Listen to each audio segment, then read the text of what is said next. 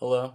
I chose to do elements and procedures related to ATC clearances, pilot controller responsibilities for departure en route and arrival phases of flight. Alright, so I pretty much took everything right out of the AIM. I got clearances from AIM 4-4-1 and 4-4-7. A clearance issued by ATC is predicated on known traffic and known physical airport conditions. If ATC issues a clearance that would place an aircraft in danger, it is the pilot's responsibility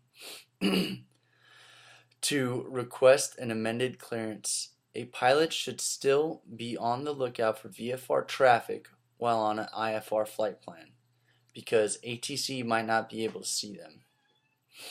When getting an IFR clearance, a pilot should write it down because it may contain extra points due to traffic separation.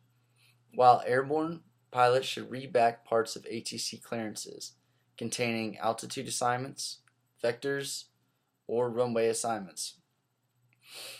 It is the pilot's responsibility to accept or reject a clearance issued. The AIM 4-4-11, ATC affects the separation of aircraft vertically by assigning different altitudes longitudinally by providing an interval expressed in time or distance between aircraft on the same converging or crossing courses, and laterally by assigning different flight paths. When operating under radar, aircraft at the same altitude have a separation of 3 miles while flying within 40 miles of the radar antenna site. 5-mile separation beyond that 40-mile point. Departures. AIM 5-2-3, 5-2-5. Pilots on IFR flight plans should communicate with the control tower on an appropriate ground control or clearance delivery frequency prior to starting engines to receive engine start time, taxi, and or clearance information. ATC will issue an abbreviated IFR departure clearance provided the filed route can be approved with little or no revisions.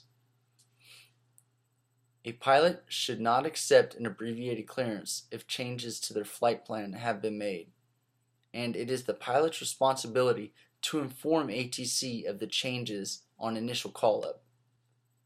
Void times. AIM 5-2-6. A pilot may receive a clearance when operating from an airport without a control tower, which contains a provision for the clearance to be void if not airborne by a specific time. If the pilot doesn't depart by the void time, they should notify ATC as soon as possible. The time cannot exceed 30 minutes. If the pilot doesn't contact ATC within 30 minutes, search and rescue will be spun up. Hold for release and release time. AIM 5-2-6. ATC may issue hold for release to delay an aircraft's departure for traffic management. The pilot may not depart utilizing that IFR clearance until a release time or additional instructions are issued. A departure restriction issued to a pilot by ATC specifying the earliest time an aircraft may depart. Expect departure clearance time, AIM 5-2-6. It is the runway release time assigned to an aircraft. Aircraft are expected to depart no earlier than 5 minutes before and 5 minutes after the expected departure clearance time. Obstacle departure procedures, AIM 5-2-8. They're printed textually or graphically. Provide obstruction clearance via the least erroneous route from terminal area to appropriate en route structure. Recommended for obstruction clearance and may be flown without ATC clearance. Graphic ODPs will state obstacle in the title. Pilots should find out if any ODPs are available. They should also find out if obstacle avoidance can be maintained visually or if an ODP should be flown. Aircraft may be vectored off an ODP or issued an altitude lower.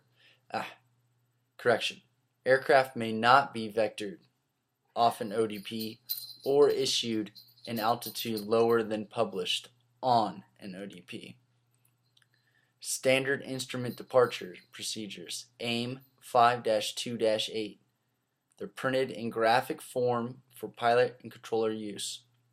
They provide obstruction clearance from terminal area to en route structure, designed to reduce pilot controller workload. Pilots should maintain published speed on the SID. Once vectored or cleared off the SID, expect the SID canceled, unless stated otherwise by ATC. A clearance for a SID which does not contain published crossing restrictions and/or is a SID with radar vectors will be issued using the phraseology maintain a specific altitude. A clearance for a SID which contains published altitude restrictions may be issued using phraseology climb via. Pilots must comply with lateral restrictions, speed restrictions, and altitude restrictions. En route, AIM 5-3-1.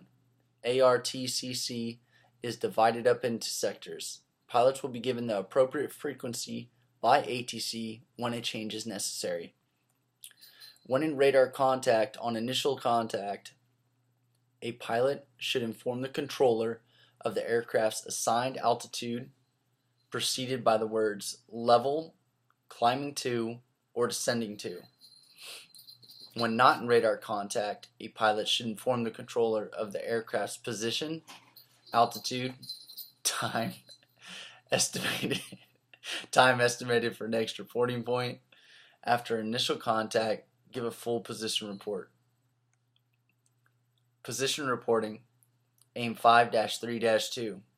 Position reports should include your ID, position, time, altitude, type of flight plan, ETA and name of next reporting point, the name only of the next reporting point, and any remarks. When in position reporting, when in non-radar, flights along airways or routes, position report is required by all flights over each designated compulsory reporting point along the route to be flown.